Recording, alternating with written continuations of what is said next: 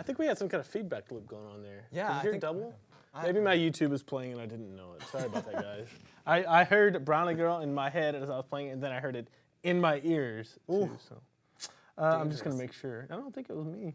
Man, I never learned that song.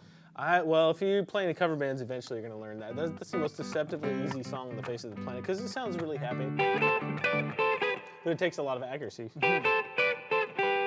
Those little double stops. Yep. As all as you're kind of walking up chord scale in key of G major, and then you move to kind of switches to C, and you kind of do the same thing. Oh. This is literally the first time I've tried this. That's crazy. But it's very perpetual, and it's like no two parts of the song are really the same because the guitar player is really busy kind of playing whatever he feels like. I suppose whatever he feels like. I don't know if he planned it or what. It's always fun to play stuff like that, though. I just made a jam track for something in the future, so I could not use it today. Cool. Except this guitar is really out of tune. Okay, well you can tune it. Welcome here, everyone, to another Q&A. So today we're gonna answer questions from you guys about anything guitar related. We already have some in the inbox, but while we're talking and stuff, feel free to send those in. You can send them in chat. I do my best to try and catch all of them, but if there's lots of talking in there, I sometimes miss them. So if you want us to guaranteed get to your question, just make sure you send it in using the email box below. And that's for members only. If you want to guarantee you get it in, write it on a $20 bill and mail it to us. Mail it to us. Total joke. Yeah. Total joke. Yeah. Good luck with that. That is a good way to get somebody to play a cover tune at a like if you're out at a venue, write your request on a $5 or $20 bill. What about a $10 bill? Probably. But 5 or 20 is kind of the go-to, right? Well, if you can pay 20, you're not hurting. No, fair enough. But yeah, and once we run out of questions, we'll call it quits for today. But these Q&As are always really fun. I think I found out what it was. Let's see. Nate? Nope. Whenever I look at Nate's computer, he always has way too many tabs. Yeah, because I don't feel, somebody needs to create an app called Spaces. Spaces? That has your workspace set up. So like if I'm writing, all my apps are open for that on my Windows. If I'm doing support, all my apps windows are open for that. So if anybody's a developer out there, you're welcome. I'm sure that exists somewhere, but I tried. I looked for it. It doesn't. Then it probably doesn't. Cool. Okay, well, let's jump into the questions. The first one here is from Mathachu. Are there any plans to ever add lessons for the bass? After all, it is guitar. Yeah, but it's bass guitar. And I played bass on that track, but it took me way too long because I'm not really a bass player.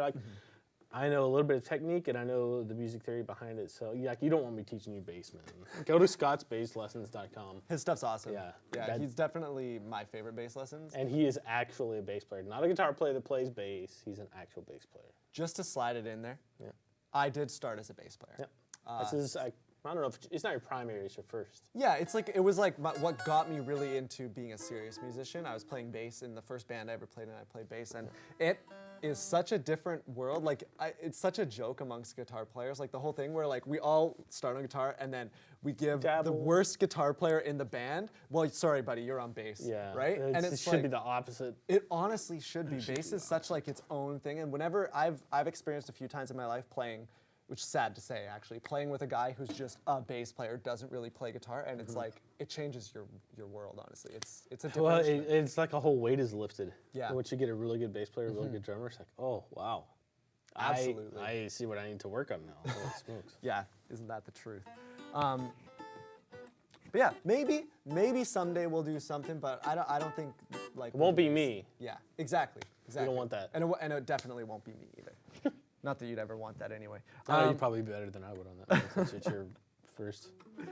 It is a lot of fun. I should say, if you're a guitar player and you have an interest in playing bass, don't be too afraid. You can kind of pick one up and you can kind of fudge your way through it and definitely learn the basics on your own using your knowledge of guitar. And that is kind of a fun thing to do if you want to change it. It is. It'll make you a better guitar player, for sure. Exactly.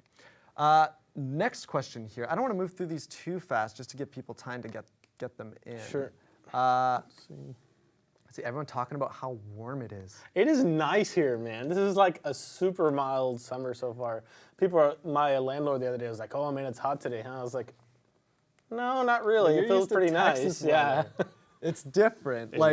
Man, here we get, I don't know the conversion rate. I'm trying to think. What's the conversion?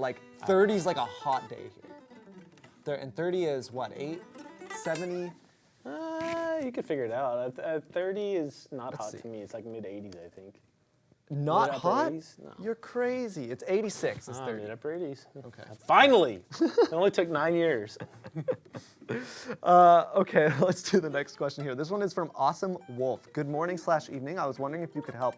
I was trying to set the intonation on my guitar using the 12th fret. All went great until I got to the high E. I adjusted the saddle to its maximum and it was still a bit off. Is there anything else I can do to adjust to get more out of it? Thanks. Could be a couple of things. Could be a few things. Andy probably has a more educated answer than I do about it. First of all, change your strings. If they're not new, change them. Second of all, start over. Put it like back all the way to the opposite direction of what you're doing and start over. Third thing I can think of is go look at getting your frets dressed. Those are the only things I can think of. Yeah, I would say you could also look at your nut. It's possible that where your nut is starting is not quite in the right spot, and you can actually get compensated nuts.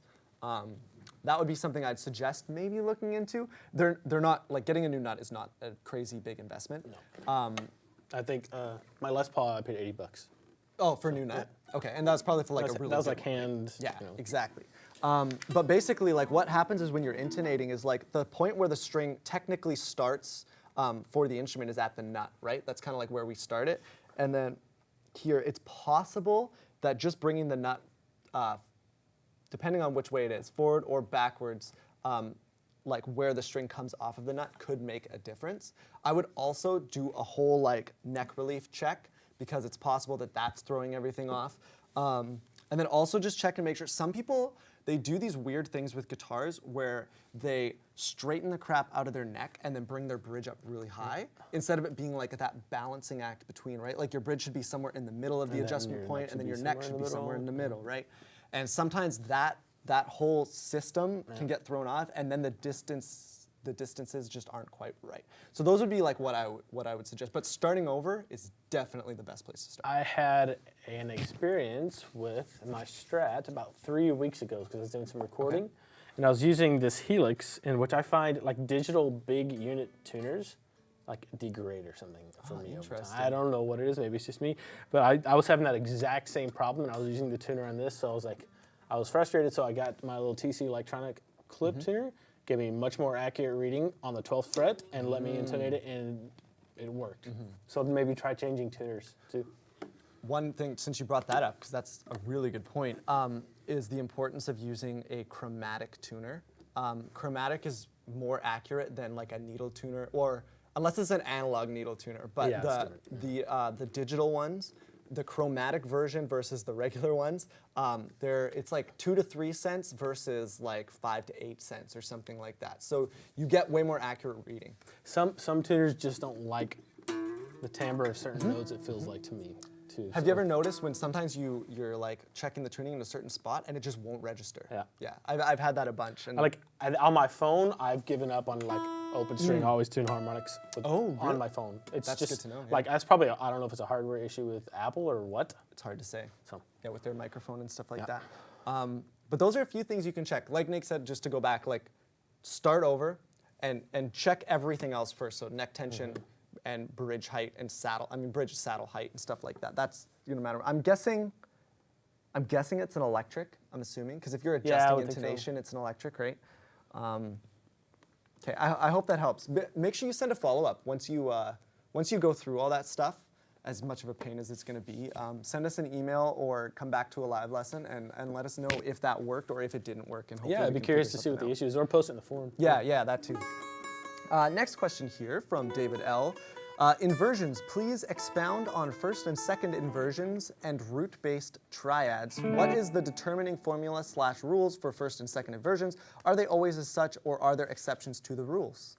It's funny because like there's a piano right over there. You guys can't see it, but on piano, it's super easy to see if like a chord is in first version, second version, or whatever. Because like if you have a D major chord, you have D, F sharp, and A.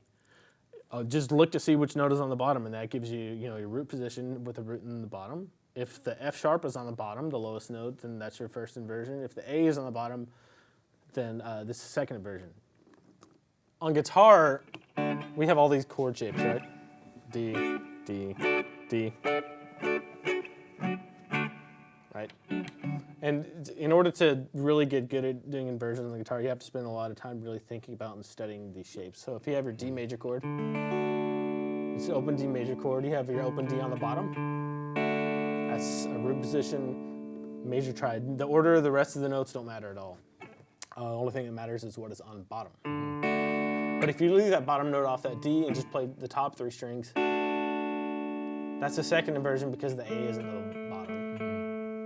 And then, let's go to another example. Let's keep this, let's do a C major chord because it's kind of the same shape. Yeah, keep going. So if you have an open C major chord, C in the bottom, root position. If you have the next, if you leave that out and play the 4th string as your lowest note, first inversion because the 3rd is in the bottom. Now if you leave that one out and play just the top 3 strings, G, the open G is your lowest root note, so you have a second inversion. The 5th is in the bass or the lowest note. And you get to where if you study these shapes enough and you're moving them around, you'll be able to recognize them by ear in relation to the root. So I can hear the 5th is in the lowest root note, and then you will start to memorize it there. And then same thing, you'll start to memorize that that's the 3rd, that that's the root. Right. Like something that's even more applicable, this is getting off the topic a little bit of what we just were talking about, but something that's more applicable on guitar to me, which is it's kind of the same issue though, is which note is on top. In this voicing for a D major chord, the 3rd is on top, and that's important for melody purposes. If you're doing like a melody on top,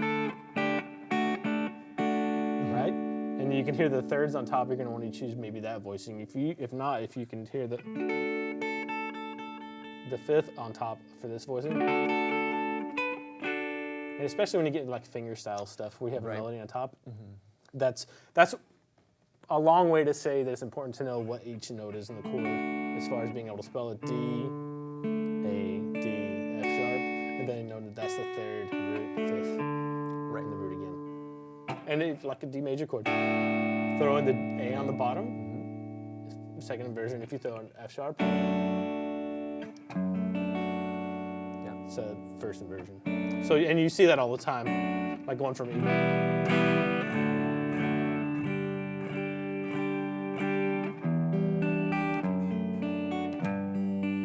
And that's one of the big functions of inversions is for smooth voice leading for chords. Right. Instead of having this,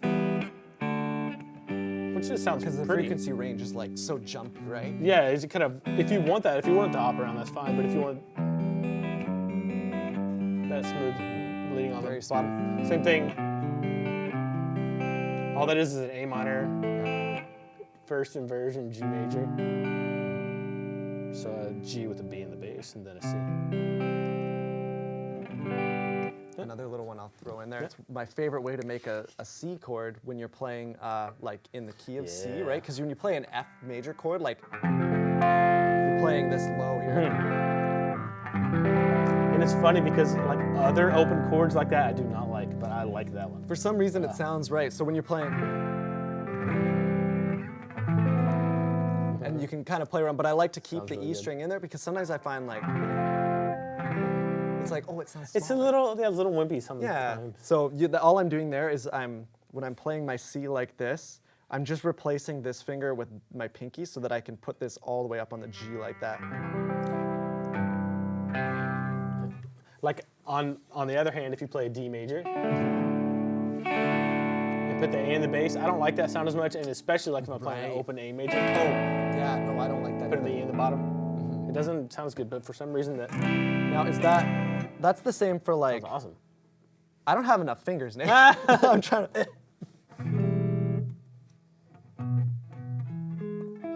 Sure. I can't do it. Okay, I don't. I need another extra finger to be able to do. I was just curious if when you play that shape in other spots, if it still works. Yeah. But, when you do that D minor, kind of like so if you go, Yeah, just kind of. do you see? Oh, let's see. I can't do it either. There you go. You don't My have to bar. intonation's all You messed. don't have to bar this one. Do you see what I'm doing? And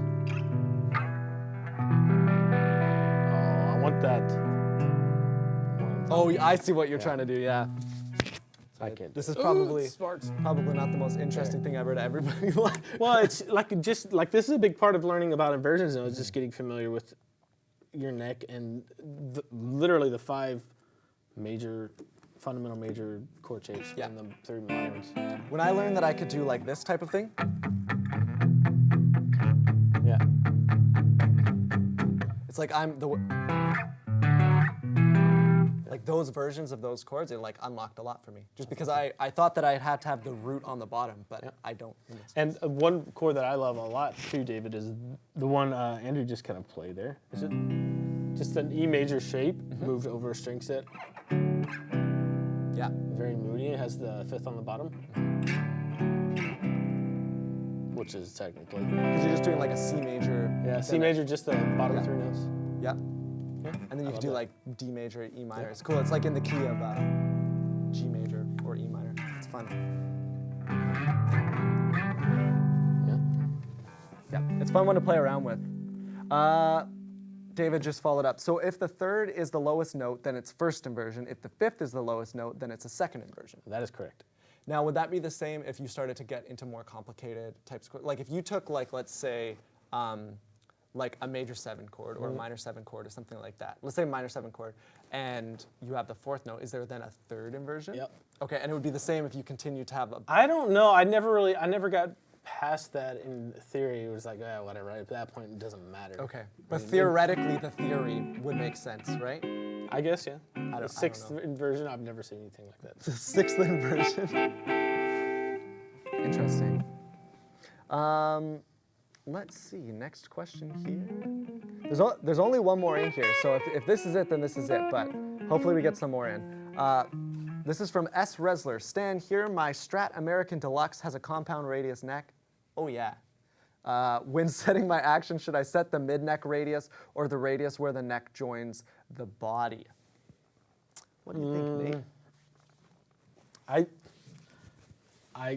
I don't know the most about this, but I would say it depends. If you set it too far down this way and you're doing a lot of high bending, you're gonna fret out maybe. If you play a lot of chords and you set it for up here, it's gonna be harder to play chords. So I would probably shoot for somewhere in the middle. I don't know. All of my guitars have compound fretboard. A few of mine do. And that 8th fret trick that I've talked about before, where you don't have to use a feeler gauge or anything like that, but where you fret the last fret, you fret the first fret, and then you actually need your guitar technically to be flipped like this so that there's correct amount of tension on the neck. And then you feel the amount of relief at your 8th fret. You do that. So this one basically has almost none because I've been playing around with how I like my action on different guitars.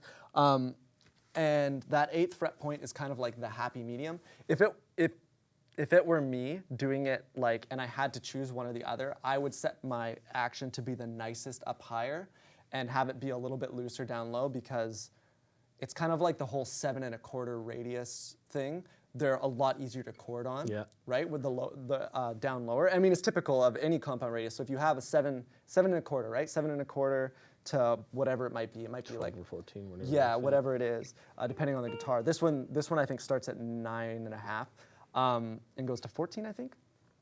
But up here, you want it to be flat.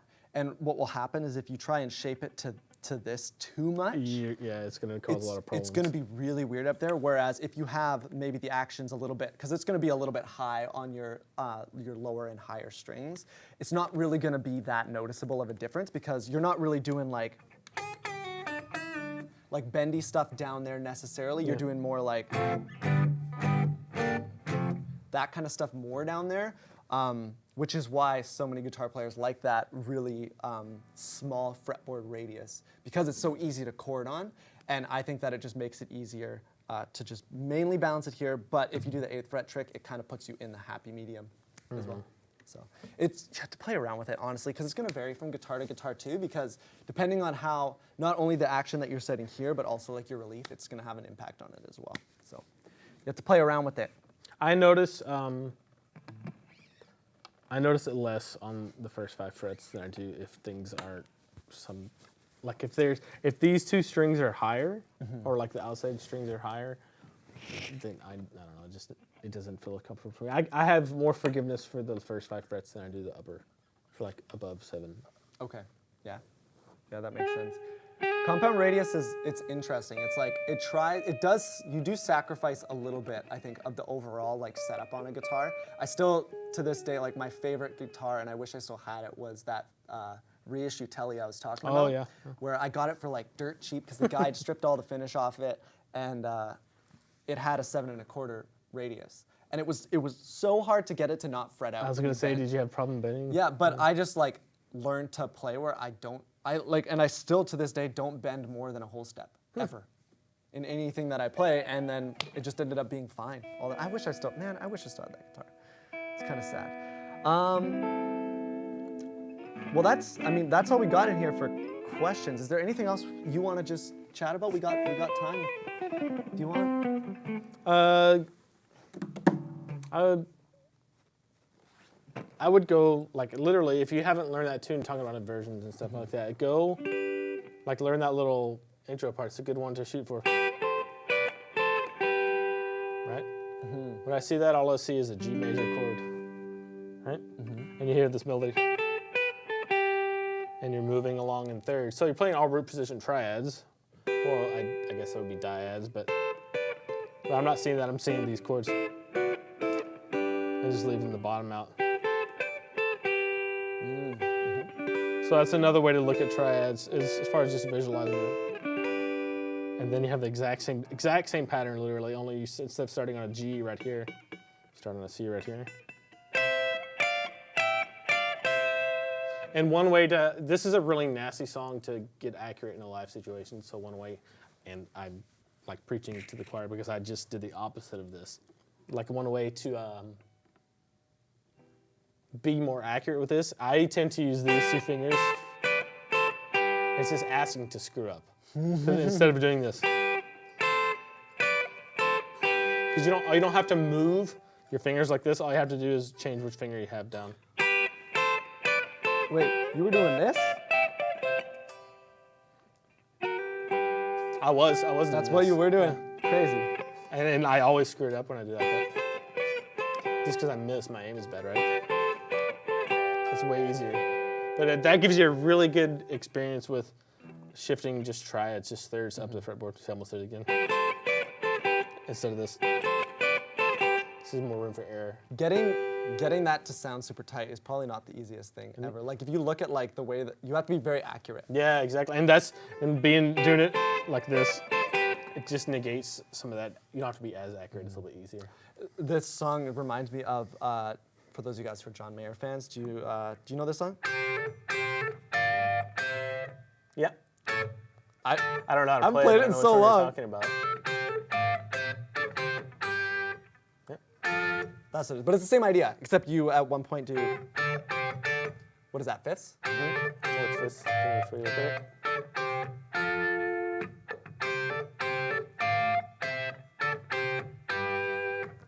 Same idea. So if you ever Yeah, want to learn like, just knowing your basic triad shapes can help you out a lot. And we were playing, what was it?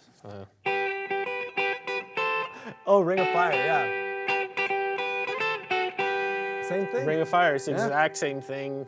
Well, it's the same idea. I'm not sure what key that song is in. It's probably C or F or something. I'm not sure. But it's the same idea. All you're doing is moving a melody note around and following around with thirds from that D shape.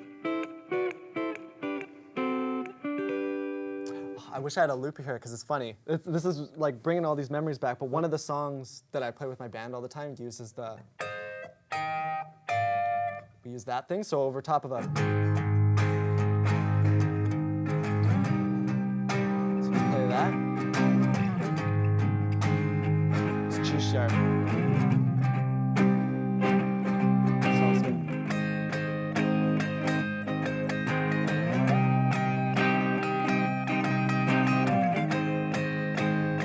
And then they go,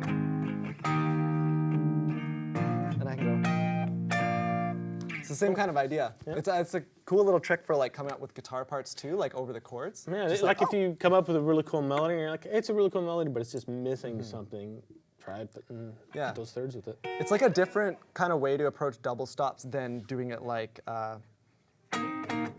Yeah, then like jimmy style. Yeah. right? Yeah, it's just like instead of scale style, you're thinking more quarterly. And if you really want to think about inversions more, that like a lot of that's used in Brown Eyed Girl too. Are you playing thirds there? Or what are you? Are you playing thirds like root? It's a inverted third. Yeah. Oh yeah. So you have your root on top, root on top. Yeah. and then your third on the bottom. But it's like that for every note in the melody.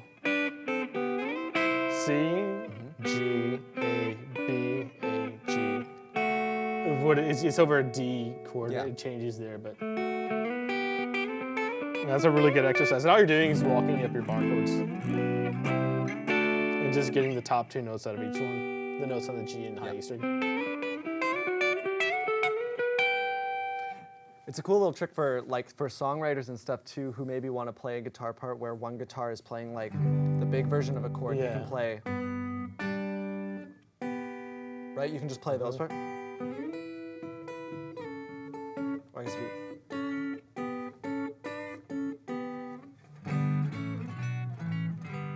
and it's like a really easy way to have like a different sound rather than doing like octaves like we've talked about and stuff before. That's cool. There's another, just a follow-up question from Daryl here. Are you playing 2 or 3 strings? Just 2. But like the only reason I was playing 3 strings in there a little bit just as a kind of a reference for you. So if you're playing just the top 2 strings for that, that's the part. But like what I'm thinking, just because I visualized the chord, is the D major, D minor shapes. But all I'm doing is playing the top. Cool. Thanks, Andrew, for trying to confuse me. I'm sorry, I wasn't trying to confuse you. Okay, well, that's it for questions. There's no more in there. All right, I got a jam. Your little progression there gave me an idea. Ooh, okay, before we do that, one thing I do want to mention, for those of you guys who aren't already doing it, GTME is back. We're doing a second semester of GTME. So one thing that I'll just mention is summer is like an awkward time for a lot of people to like be thinking, hey, I want to sit down and play guitar because we've got holidays and stuff like that. But it kind of is a good opportunity also to give you a pretty good advantage over all the people that quit. Because it's sad because there's such a fall off. So if you haven't tried GTME, I know there's a ton of members who have already done GTME and they're wrapping it up here pretty quick, right? We have the last week's lesson goes out on Monday. Okay, so that's the final week of it. So, and I'm sure they love to talk to you about it, and you can kind of hear about their experience. But I just want to let you guys know that that's happening right now. Okay, let's wrap it up with a jam. You have an idea?